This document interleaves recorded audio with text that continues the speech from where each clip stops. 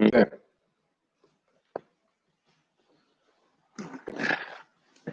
Roll call, please.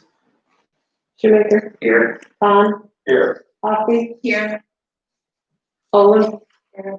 Hofstadter. Here. Bond. Thank you. Good evening. We have a motion to suspend the reading of minutes.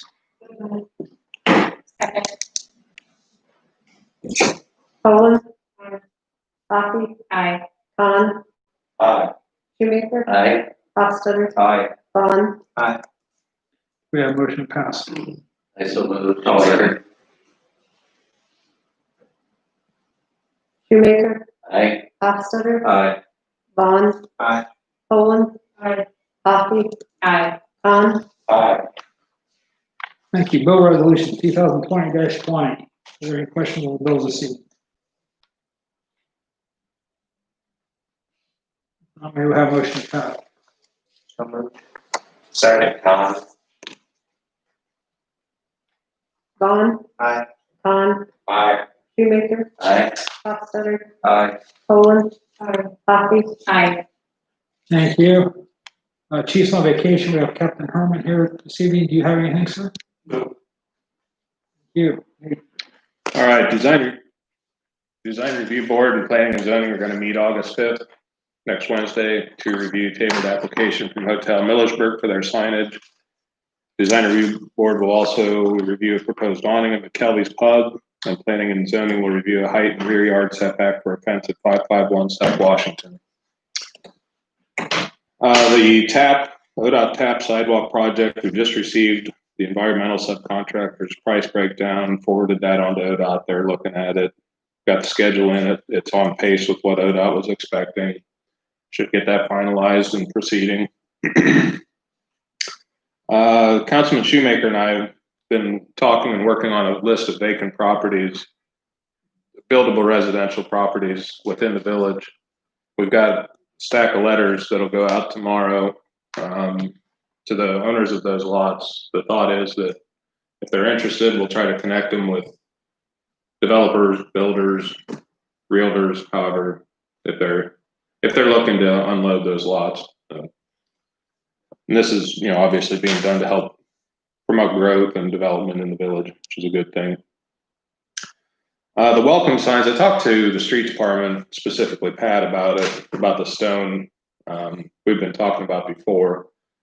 And in talking, we kind of landed on, would it be easier, and we're not offended either way, but we have mini excavator, we have dump trucks, we have the equipment. It'd be a lot easier for us to dig them out and put the stone in. If this is a project you guys want to do, though, I don't want to take it from you. I'm just offering that up, that it'd be much easier for us to do it than to do it by hand. Because it's a pretty good sized area around each size or sign that you're going to need to dig out and put stone down. So just want to throw that out there. I would not be offended. I think it makes sense. I mean, I'd like to help out if I can, but Sure. I noticed in your notes here that you wanted to know what kind of stone. Yeah. The cemetery around the flagpole, there's pretty good sized stone, like 8-10 inch stone. What we've used out here is 3s and 4s. I don't know if you had any preference on that. It won't make much difference My either. first thought when I saw that was, if you look down at Star Car Wash, for example, they have stone, around the car wash sign, and there's similar size stone, I think, at bed and breakfast off of Washington Street. The sign size, it's not a big area, so I don't think you want to put anything huge out there. Sure. But I think that sign, at least to me, the way it looks like, be the right amount. Mm-hmm. And I'm not sure if you were talking about just leaving that high grass in the back. No, we were going to take everything out. Just dig It would a look circle nicer around if them. it was, yeah. Something that can just be mowed around Yeah. and maintained pretty easily. In regards to that, would you want to go to like what a home supply sign is what keeps coming to mind? Yeah. I mean, do you want something bigger that you can kind of mound up a little bit, instead of just having the smaller 3s or 4s, just at ground level? as long as it's mounted up, I think it would look good. Just going flat Right, there. kind of mounted around the post, yeah. And we were talking about putting the fabric down underneath. They're willing to do that? Yeah, if, yeah, We could find either way, it doesn't. won't It'd make be better any for difference. weeds, I'm just saying, something. for future. Yeah, and nice thing about it, if it's stone, we can spray it regardless, and it won't make a whole lot of difference. I didn't want to tell them to go ahead and do it without talking to you guys first, though. So we'll go ahead and plan on getting that done, and I can let everybody know when they're planning on doing it. If you do want to come out and help or whatever, that's fine. Yeah. Middle of December sounds like a good time. Yes. We'll try to pick a nice cool day. Credit request, 962 Forlow. It's a vacant property. Based on the last meter reading, noticed high usage, contacted the property owner, and there's an outside hose running that had broken and was running. So they're requesting a credit, or we're requesting a credit of $57.50 for the sewer portion of the bill. I'll second. Poland. Coffee. Aye. Don. I'm sorry, aye. Shoemaker. Aye. Hofstadter. Aye. Vaughn. Thank you. First Friday of August, some of the merchants have been talking about doing sidewalk sales. Specifically, Starlight Antiques has requested to close the alley behind their store from Washington Street to the first alley that runs north for that weekend. And there's other merchants talking about doing it. They haven't committed yet. You guys need to approve the alley closure. I'm also asking though, if things come in between now and then, are you okay if I give them the permission to close an alley for this same event? You know, if somebody on one of the other blocks wants to do it, as long as they coordinate with the other property owners there to make sure they're blocking anything. Sure. Okay. I'll make a motion to close the alley. Yes. Shoemaker. Aye. Poland. Vaughn. Aye. Hofstadter. Aye. Coffee. Aye. Don. Aye. One more came in today. We have a handicap parking space request for 220 East Adams. That is the apartment complex right on the corner of East Adams and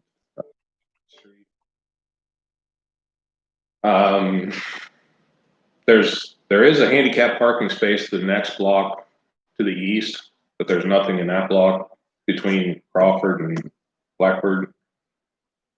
However, there's parking spaces behind the apartment complex that they own as well. So I just wanted to throw it out there. I didn't know if you want to look at it or if you want to make some decision tonight. Either way. Are any of the spaces behind the apartment designated as handicap? I didn't see any today. I went through, the parking lot was full. I just pulled in and turned around. I didn't see any markers or signs or anything. But I don't know how they have it Are they worked out required to there. have any? I'm sorry. Are they required to have any? I don't, on a residential property, I don't know. I'm not sure on Well, that. it's more than complex, I think they are. Would they be?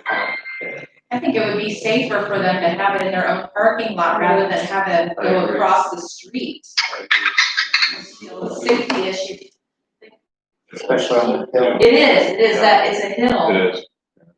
If they're meant to be handicapped, I think they would have a handicapped spot. I would think so. Could we maybe contact the owner You can. and see Absolutely. if they're willing to put a handicap spot behind? Sure. I'd be glad to do that. I just feel it's a safety issue and it's safer. Yep. I'm just surprised there isn't one there already. Yeah. Okay. And just last thing I have is, I'm gonna be on vacation the 31st, returning the 10th, so I more than likely won't be at that meeting, but should be available if needed by phone. That's it. Thank you. Oh, I'm sorry. I do have one more thing. I assume with the recent mandates or orders coming from the state, do we want to go back to Zoom meetings versus in-person meetings? I think it'd be a safer option for everybody. I know they're not the most handy for all of us, but I think it's the more responsible thing to do at this point. Especially with the numbers in our county going up, I think it's a good idea. At least through September, you guys think at least August and September meetings and reevaluate that. We'll get the Zoom subscription started back up and we'll proceed that way. Thank you.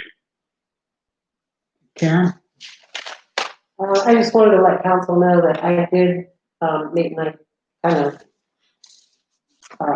review the health wanted ad.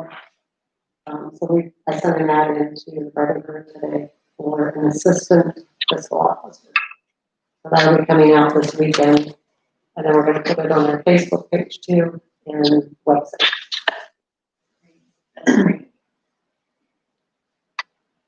Okay. Bob, do you have anything? No, I don't. Okay. If anybody has any questions about the Purdue farming thing, I'll be glad to answer them. All right, we'll begin to that legislation here in just a couple minutes. Okay. Okay, we'll have second reading resolution 2020-18 by title only. A resolution granting consent to the Ohio Department of Transportation, Director of Transportation, to complete a traffic signal improvement project within the village of Millersburg. Are there any questions? Second reading ordinance, a resolution 2020-19 by title only. A resolution authorizing the mayor to sign an annexation agreement with Arley and Evelyn Rhodey and Hardy Township trustees.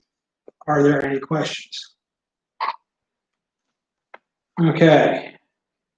Bob, you want to go ahead and explain what's with the Purdue Pharma legislation here?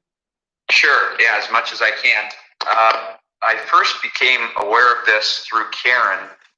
She forwarded me something, some documents that she had received from one of her fellow clerks from a small town called Sugar or something or other.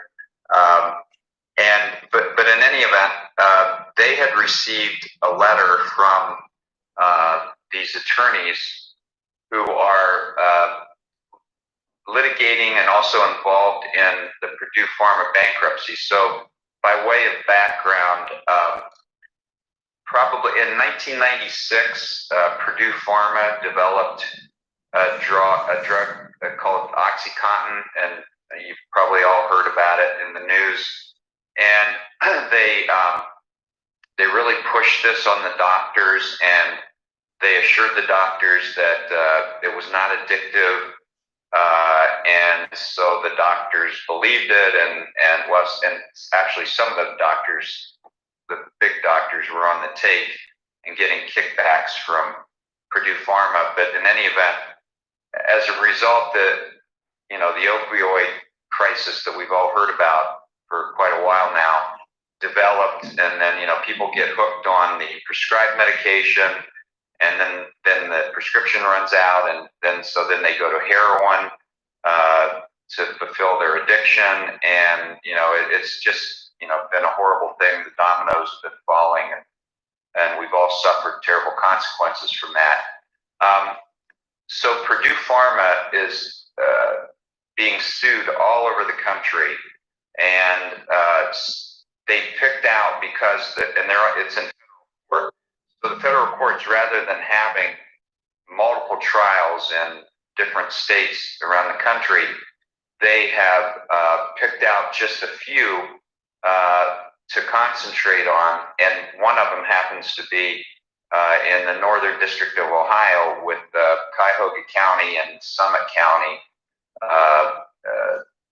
They're the plaintiffs. But in any event, as a result of all these multiple lawsuits, Purdue Pharma has declared bankruptcy, and it's called Chapter 11. It's a reorganization, and what they are proposing is to put $10 billion into a fund, and then have all the claimants divvy that up. Now, the way it would be divvied up would be up to the bankruptcy court, not up to us, but up to the bankruptcy court.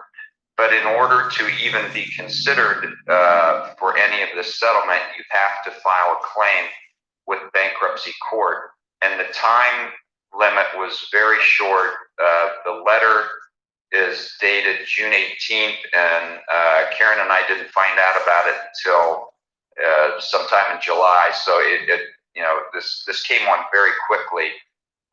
And so the claim has to be filed by Thursday, which is the 30th of July. And so, I prepared that resolution that you have in front of you to allow me to file this claim. And I've got it all prepared, ready to file, and I'm going to run down to, if you approve it, I'm going to go down to the post office tomorrow morning and send an overnight mail to the bankruptcy court, which the bankruptcy court is in New York. So that is the thumbnail sketch. If anybody has any questions, I'll try to answer them. Bob, this is Brent. Yes. Are we filing as an individual plaintiff, or are we part of a group of some kind? Well, we definitely, we're individual, but there will be thousands of claimants. I don't know if that answers your question. Okay. And then the number for our damages, how was that arrived at? That's a good question. I don't know.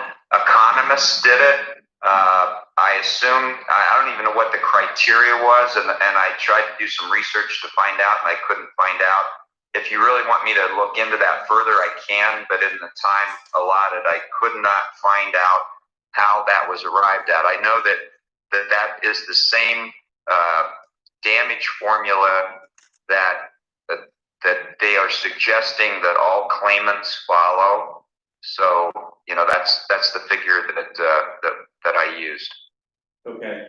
There was an estimate calculator. Okay. The information that we got, and Okay. then put in your state, county, and then it called up anybody that was eligible in town.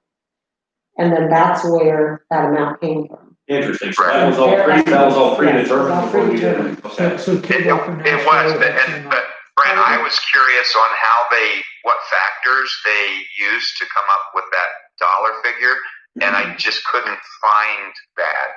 I'd have to do more research on that, and then if you want me to, I certainly will. No, I don't think it's necessary for me anyway. I was just curious. And that doesn't necessarily mean, does it, Bob, that if this goes through, we're gonna get $1 million too. Oh, no. $500. If we get anything, it'll be good. But if you don't file a claim, you're not going to get anything. It's hopefully it's not as bad as winning the lottery. It's like, your chance of winning the lottery aren't great, but if you don't buy a ticket, you have no chance. So, but I'm hoping that we will get something out of it.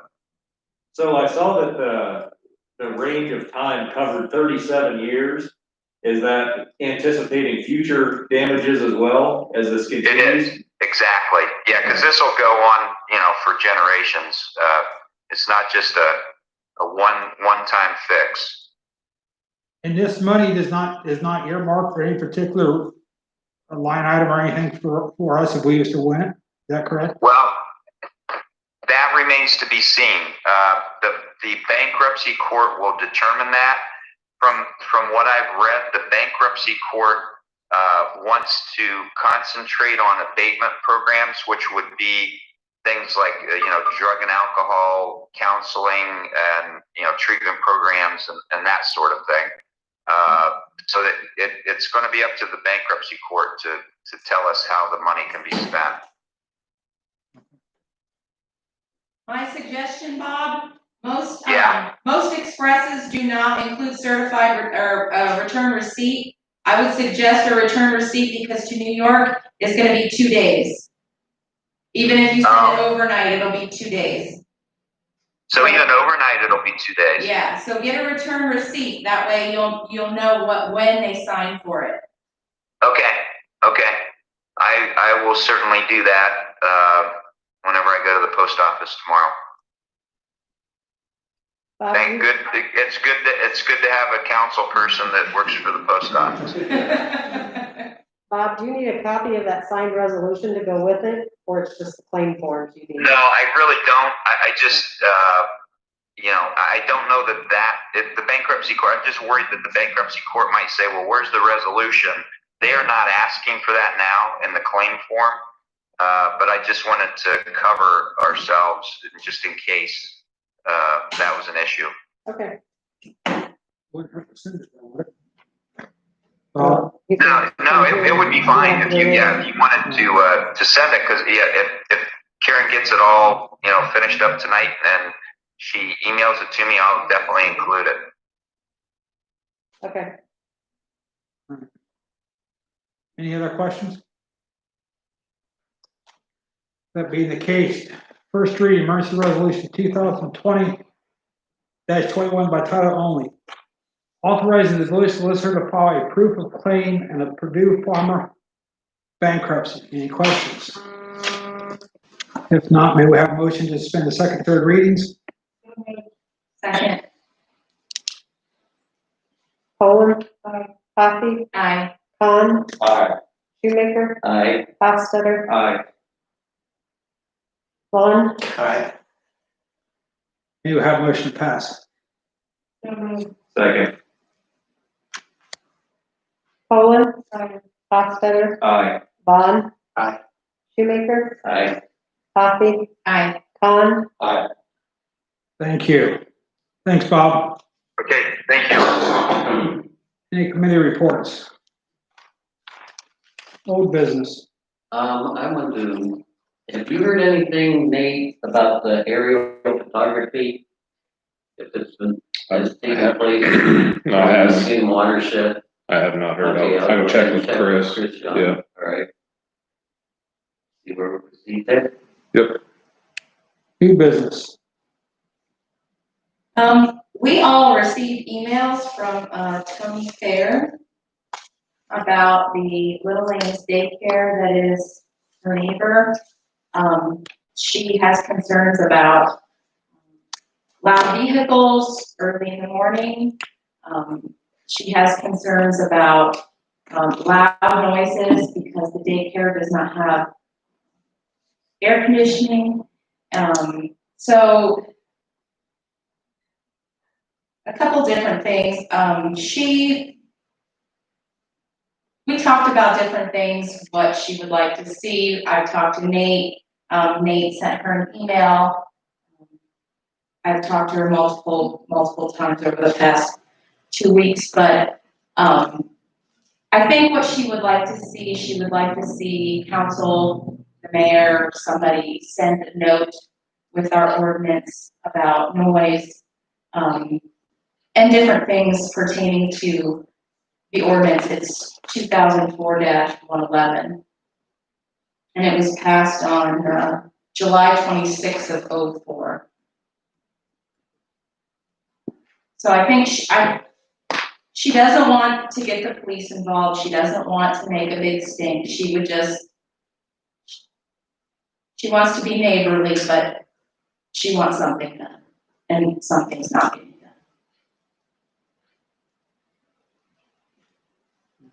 Nate, I looked at 1173.02, the home occupation.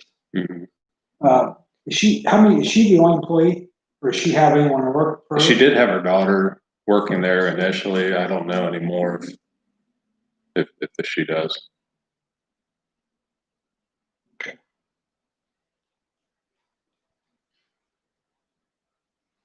Yeah, I think we can draft a letter, we can send it out. And I told Mrs. Fair that, the police I can't address the vehicles. That's a police, they have to handle that. Right. We can talk to them about the kids being noisy, but that's really, Brent and I had not long, but a good discussion Friday about it. I don't know if kids meet the definition of a nuisance for noise. It's one of those tricky in the areas. ordinance, it doesn't specifically mention people making Right, noise. right. Right. it's a little gray area maybe. But we can definitely talk to her about, try to keep them quiet. I've got young kids, I know how that goes.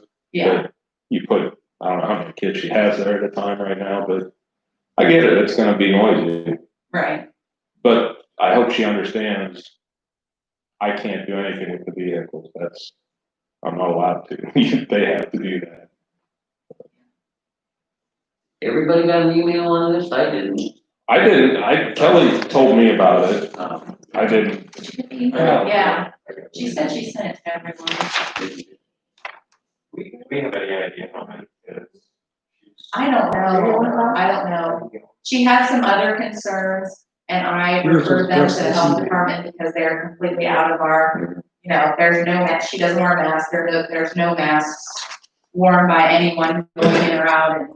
And those are not our concerns, those are the health department, so I referred that to the health department. And I think she has some legitimate There was such concerns. a, I think a letter from the village is warranted. And I think that if she has concerns about a loud exhaust, that's close to her residence, that she needs to contact the police department and they, can do what they can do about that. So, to just let that go. Well, my understanding is from parents dropping off. Yes, Is that right? yes. My other understanding is that her concern about calling the police department is her and her husband are retired. Her mom's coming to their house on hospice and she's concerned about She repercussions didn't give me from those parents. my email Which that has a one. maybe she would have That's why I some didn't issue get and it. I have no idea.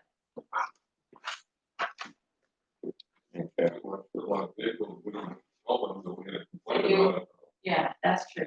That's true. And just, I guess,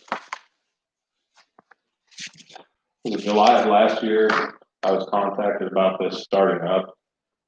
Her license is a home-based childcare provider from the state. So zoning wise, it's a home-based occupation. She's fine there. There's no zoning violation in that itself. When you get into traffic congestion, possibly the noise, we can address those things. But as far as it's not an issue of an illegal or a improper use of the property, but we can address the other, the noise parts of it. We can try to work on that. Well, and I, just by coincidence, I spent a couple hours last Friday night at some friends, like 3 properties away from that. And I was amazed how much traffic there was back Pearl Street and Blackbird Alley at that time of night. And a lot of them were loud vehicles. So part of what she could be hearing might just be some of the residents back there as well that would be traveling. It might not, the noise might not necessarily be the parents dropping off as well. Well, and Alexander Street as it is a terrible street to try to pass anybody. Yep. And there is a lot of traffic that comes in and out of there, and it's a very, very narrow street with on-street parking. Makes it difficult. Okay. I can work with Kim and Matt on that. Thank you very much. Sure. any other new business? Any other business at all? Have a motion for adjournment? Second. Colin, Hofstadter, Aye. Don, Aye. Vaughn, Aye. Shoemaker, Aye. Coffee, Aye. Everyone speak out close.